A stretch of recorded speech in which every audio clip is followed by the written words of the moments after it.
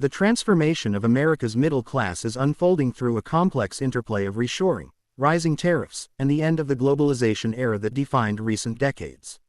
This shift marks a fundamental change in how Americans consume, work, and define their economic identity, moving from an era of abundance to one of strategic scarcity.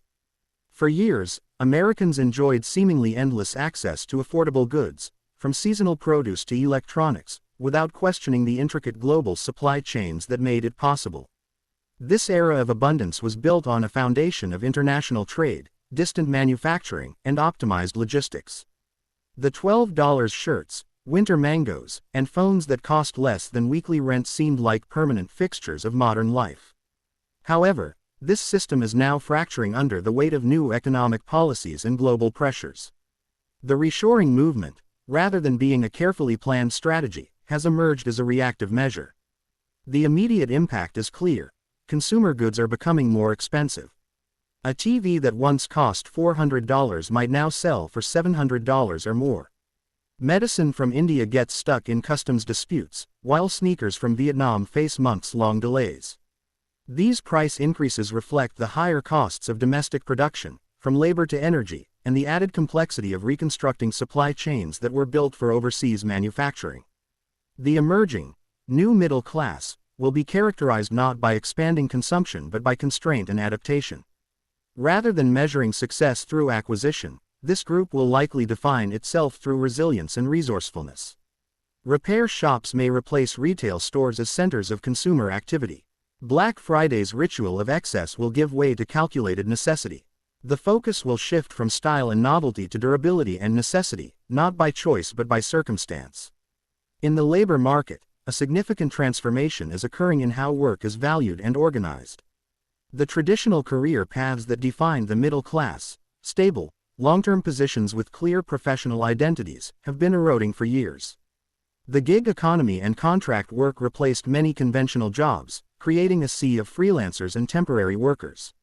Now there's a renewed emphasis on physical, skilled labor, the people who rebuild factories, manage ports, drive trucks, wire grids, and mine minerals.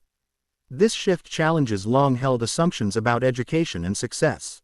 While previous generations were encouraged to pursue university education as the path to middle-class stability, practical skills and trades are now commanding new respect and better compensation. Plumbers, welders, and electricians may become more crucial than software engineers in this reshaping economy. However, this transition raises questions about whether these workers will receive the social status and dignity their essential roles deserve. The economic environment is shifting from one of growth to one of scarcity. This isn't a temporary adjustment but appears to be a structural change. The new middle class will operate in an environment where efficiency gives way to resilience, and mobility is replaced by stability. Local communities may become more important than global connections, and preservation of resources may take precedence over expansion. This transformation carries significant social implications. The middle class, once seen as a bridge between economic classes and a symbol of social mobility, may become more of a defensive position.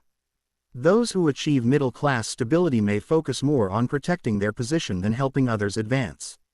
This could lead to more closed communities and a more protective mindset about resources and opportunities, with neighbors viewing each other with suspicion rather than solidarity.